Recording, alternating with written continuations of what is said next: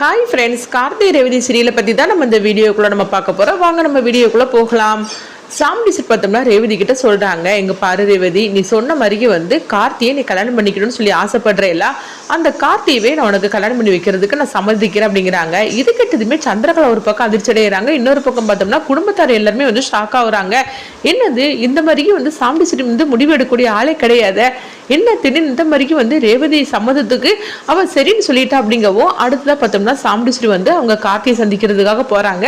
அப்ப கார்த்திகிட்ட சாம்பிடிஸ்ட் சொல்லிட்டு இருக்கிறாங்க, இங்க பாரு, என் பொண்ணுகிட்ட நீ என்ன சொன்ன, அவ இப்ப என்னன்னா உன்னதான் கல்யாணம் பண்ணிப்பேன்னு சொல்லிட்டு அவ ஒரு முடிவெடுத்து அவ அது இந்த முடிவுல இருந்து கொஞ்சம் கூட மாறாம இருந்துட்டு இருக்கிறா அப்படின்னு சொல்லவும், அப்ப கார்த்தியும் சொல்றாங்க, அதுக்கு நான் என்ன பண்றதுக்கு, ரேவதி ஆசைப்பட்டானா அதே மாதிரிக்கு எங்க ரெண்டு பேருக்கும் கல்யாணத்தை பண்ணி வச்சிருங்க அப்படிங்கவும், நீ என்ன நினைச்சுக்கிட்டு இருக்கிற அப்படின்னு சொல்லிட்டு இருக்கும் போதே, எங்க பாருங்க, இது ஒண்ணு என்னுடைய முடிவு கிடையாது, ரேவதி எடுத்த முடிவு, அதுக்கு நானும் சரின்னு சொல்லி சம்மதிக்கிறேன் அப்படிங்கவும், அப்ப சாம்பிடிஸ்ட் சொல்றாங்க, எங்க பாரு, அது கண்டிப்பா நடக்காதுன்னு உனக்கும் தெரியும் எனக்கும் தெரியும், அதுக்கு பதில் நான் ஒண்ணு செய்யறேன், அதே மாதிரிக்கு நீயும் எனக்கு கைமாறா அதை செய்யணும் அப்படிங்கும் போது, என்ன டீல் பேச வந்திருக்கிறீங்களா அப்படின்னு கார்த்திக் கேட்கும் போது, அதை நீ என்னனாலும் நினைச்சுக்கோ, நீ கோயில் கும்பாபிஷேகத்துக்கு உங்க மாமாவை அழைச்சிட்டு வரணும்னு சொன்னேன்ல, நான் உங்க மாமாவோட வரேன், அதுக்கு பதில் ரேவதியை நீ கல்யாணம் பண்ணிக்க மாட்டேன்னு சொல்லிட்டு ரேவதி கிட்டே நீ சொல்லணும் அப்படிங்கவும், உடனே கார்த்தியும் யோசனை பண்றாங்க, சரி நீங்க சொல்றதுக்கு நான் சம்மதிக்கிறேன், ஆனா ஒரு விஷயம் அப்படிங்கும் போது, என்ன விஷயம் அப்படிங்கிறாங்க, இப்படி நம்ம ரெண்டு பேரும் பேசுனது நம்ம ரெண்டு பேருக்கு மட்டும் தான் இருக்கணுமே தவிர மூணாவது யாருக்கும் தெரியக்கூடாது, அது முக்கியமா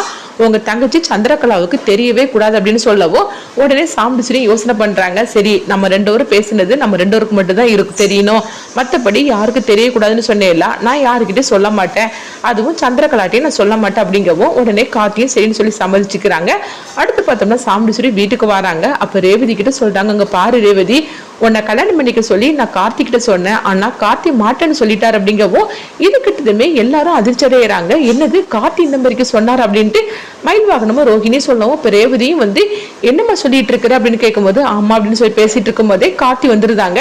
அப்ப கார்த்தி சொல்றாங்க, அங்க பாரு ரேவதி, நீ என்ன வேணா விரும்பி இருக்கலாம், ஆனா நான் உன்னை விரும்பல, அதனால எனக்கு இந்த கல்யாணத்துல சம்மதமும் இல்லை அப்படிங்கவும், இது கேட்டதுமே சாம்பிடிஸ்ட் இங்க பாரு கார்த்தி, உனக்கு என்ன வேணும்னாலும் நான் வாங்கி தாரேன், அதாவது உனக்கு எவ்வளவு ரூபானாலும் நான் தாரேன், அதுக்கு பதில் என் பொண்ணை நீ கல்யாணம் பண்ணிக்கோ, ஏன்னா அவ ஆசைப்பட்டபடி உன்னை கல்யாணம் பண்ணி வைக்கணும்னு சொல்லிட்டு நான் நினைக்கிறேன் அப்படிங்கவும், அப்ப கார்த்தி சொல்றாங்க, இங்க பாருங்க, நீங்களும் உங்க பொண்ணு மட்டும் ஆசைப்பட்டா போருமா, நான் ஆசைப்பட வேண்டாமா, நீங்க என்னதான் எனக்கு கோடி ரூபாய் கொடுத்தாலும் சரிதான், நான் ஒண்ணு உங்க பொண்ணை கல்யாணம் பண்ணிக்க மாட்டேன் அப்படின்னு சொல்லவும், இது கிட்டதுமே ரேவதியும் உடனே என்னையே இவர் வேண்டான்னு சொல்லிட்டாருல, இனிமேல் இவர் எனக்கு தேவை கிடையாதுமா அப்படின்னு சொல்லவும், இது கேட்டதுமே சாம்பிடிஸ்ட் சந்தோஷப்பட ஆரம்பிச்சிருந்தாங்க. அடுத்தது கார்த்தி அங்க இருந்து போகவும், அப்போ உடனே ரேவதி சொல்றாங்க, இங்க பாருமா, இனிமேல் கார்த்தி எனக்கு தேவையில்லாம அப்படிங்கும் போது, நீ யாரனாலும் எனக்கு கல்யாணம் பண்ணிக்கிறதுக்கு மாப்பிள்ளை பாருமா, அந்த மாப்பிள்ளைக்கு நான் கழுத்து நின்றேன் அப்படின்னு ரேவதி சொல்லிட்டு போகவும், இது கிட்டதுமே சாம்பிடிஸ்ட் ரொம்பவே சந்தோஷப்பட ஆரம்பிச்சிருந்தாங்க.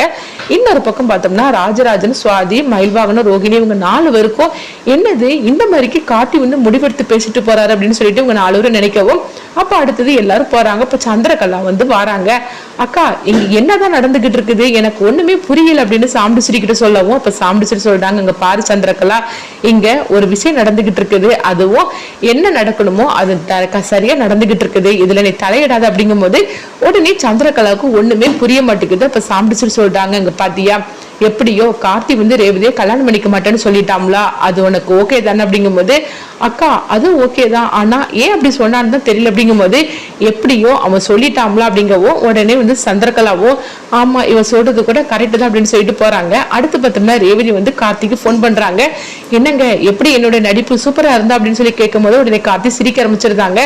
ஆமா ரேவதி, உன்னோட நடிப்பு நல்லா இருந்துச்சு அப்படிங்கும் போது, பாத்தீங்களா எப்படி பேசி நான் அம்மாவை ஏமாத்தின அப்படின்னு சொல்லிட்டு இருக்கவும், உடனே கார்த்தி சிரிச்சுக்கிட்டு ரேவதி கிட்ட பேசிட்டு இருக்கிறாங்க. இப்ப ரேவதி சொல்றாங்க, எப்படியோ நம்ம ரெண்டு பேருக்கும் கூடிய சீக்கிரமே எல்லாரும் முன்னாடி கல்யாணம் நடக்கணுங்க அப்படிங்கும் போது, கண்டிப்பா நடக்கும் ரேவதி, நீ கவலைப்படாத அப்படின்னு சொல்லிட்டு இருக்கிறாங்க.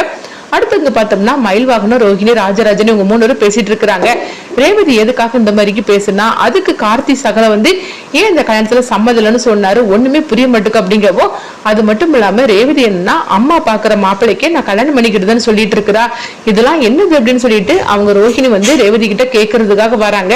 ரேவதி ஏன் இப்படி எல்லாம் நீ பேசுன, கார்த்தி மாதிரிக்கு ஒரு நல்ல மாப்பிள்ளை உனக்கு எங்க தேடினாலும் கிடைக்க மாட்டாரு. அப்படி இருக்கும்போது நீ ஏன் இப்படி எல்லாம் பேசணும் அப்படிங்கும்போது, என்னக்கா நீ நினைச்சுக்கிட்டு இருக்கிற, அவரே என்ன வேண்டான்னு சொல்லிட்டாரு, அப்படி இருக்கும்போது எனக்கு மட்டும் எதுக்கு அவர் தேவை அப்படின்னு சொல்லிட்டு இருக்கவோ இதை சாமுண்டீஸ்வரி கேட்டு சந்தோஷப்பட்டுட்டு போறாங்க. எப்படியோ ரேவதியோட மனசை நம்ம மாத்தியாச்சு அப்படின்னு சொல்லிட்டு அவங்க சந்தோஷப்பட்டுட்டு இருக்கிறாங்க.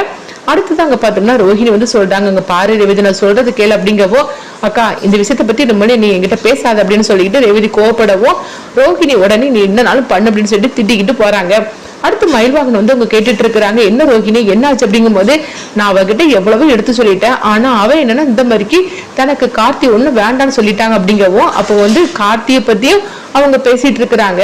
அவரும் எதுக்காக இந்த மாதிரி சொன்னாருன்னு தெரியல அப்படின்னு மயில்வாகன் சொல்லும் போது, அப்ப ராஜராஜன் வந்து சொல்றாங்க, கார்த்தி மாப்பிள்ள இந்த மாதிரிக்கு பேசியிருக்காருன்னா கண்டிப்பா அதுக்கு பின்னாடி ஏதாவது ஒரு காரணம் இல்லாம இருக்காது அப்படிங்கவும் சந்திரகலா வந்து சிவனாண்டியை வந்து பாக்குறாங்க. அப்ப சிவனாண்டி வந்து, என்ன சந்திரா என்ன உடனே வர சொன்னியே என்னாச்சு அப்படிங்கும் போது, இங்க பாருங்க நாளைக்கு எப்படியும் அந்த ராஜராஜன் வந்து ஓமகுண்டத்துல இருக்க மாட்டான் அப்படின்னு சொல்லவும், என்ன சொல்லிட்டு இருக்கிற அப்படின்னு கேட்கும்போது, ஆமா அதாவது எங்க அக்கா எப்படி இருந்தாலும் சரிதான் கோயிலுக்கு அழைச்சிட்டு வர போறது கிடையாது, அதனால இந்த முதல் மரியாதை எல்லாமே உங்களுக்கு தாங்க கிடைக்கணும், அந்த ராஜராஜன் வராதனால இது நம்மளுக்கு சாதகமா தான் நீங்க வந்து அமைச்சுக்கணும் அப்படிங்கும் போது, எங்க பாரு சந்திரகலா அதை பத்தி நீ கவலைப்படவே வேண்டாம், எப்படினாலும் சரிதான் உங்க அக்கா வந்து கார்த்தியை அசிங்கப்படுத்தணும்னு சொல்லிக்கிட்டு உங்க மாமா ராஜராஜனை எப்படியும் அழைச்சிட்டு வர மாட்டா, அதனால நீ கவலைப்படாத, இதை தனக்கு சாதகப்படுத்தி அந்த ஓம குண்டத்துல நான் தான் உட்கார போறேன் அப்படின்னு சொல்லவும், இது கிட்ட எதுவுமே சந்திரகலா சந்தோஷப்பட ஆரம்பிச்சுட்டாங்க.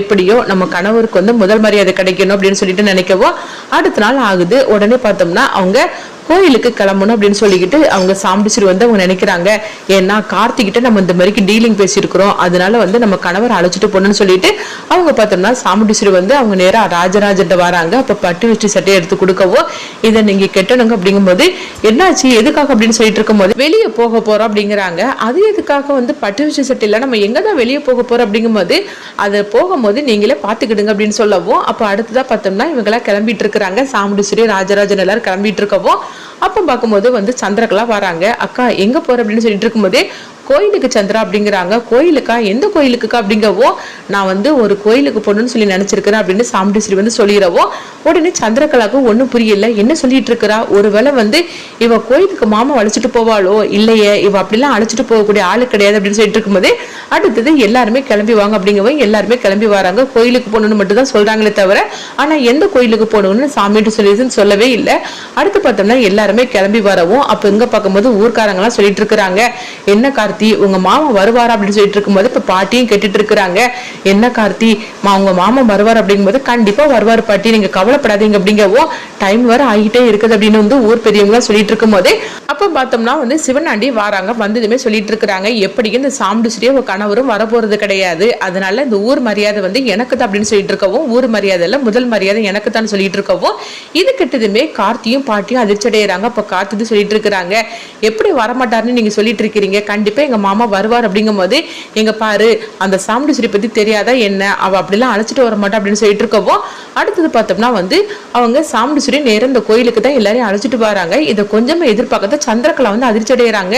என்னது அக்கா நேரம் இந்த கோயிலுக்கு வரா, அவ வேற யாரோ கோயிலுக்கு எல்லாம் போக போறான்னு நினைச்சிட்டு இருந்தா அப்படிங்கவோ, உடனே வந்து எல்லாருமே கோயிலுக்கு வராங்க. அப்ப சந்திரகலா வந்து சாமுண்டீஸ்வரி கேட்டுட்டு இருக்கிறாங்க, எதுக்குக்கா நம்ம இந்த கோயிலுக்கு வர போறோம் அப்படிங்கும்போது, இங்க பாரு சந்திரா நீ கொஞ்சம் அமைதியார் அப்படின்னு சொல்லிட்டு இருக்கவோ, அடுத்தது பார்த்தோம்னா எல்லாருமே கோயிலுக்கு வராங்க. வந்ததுமே அப்போ ஊர்க்காரங்க அவ்வளவு ரேட்டே வந்து காத்தி வந்து சொல்றாங்க, அங்க பாருங்க எங்க மாமா குடும்பத்தோட வந்திருக்காரு பாரு அப்படிங்கவோ, இது கிட்டதுமே சிவனாண்டி அப்படியே பாக்குறாங்க. பார்த்ததுமே உங்களுக்கு ஒண்ணும் புரிய மாட்டேங்குது, என்னது சந்திரகலா வந்து சாமுண்டீஸ்வரி இங்க வரமாட்டான்னு சொல்லிட்டு இருந்தா, அவ என்னன்னா குடும்பத்தோட வந்திருக்காள் அப்படின்னு சொல்லிட்டு அவங்க அதிர்ச்சி அடையவும், இதை பார்த்துட்டு இருக்கிற பாட்டி வந்து ரொம்பவே சந்தோஷப்பட ஆரம்பிச்சிட்டாங்க. அப்போ வந்து உடனே கார்த்தி வந்து அவங்கள மாமாவை வர சொல்லவும், இப்போ மாமாவை அழைச்சிட்டு வராங்க.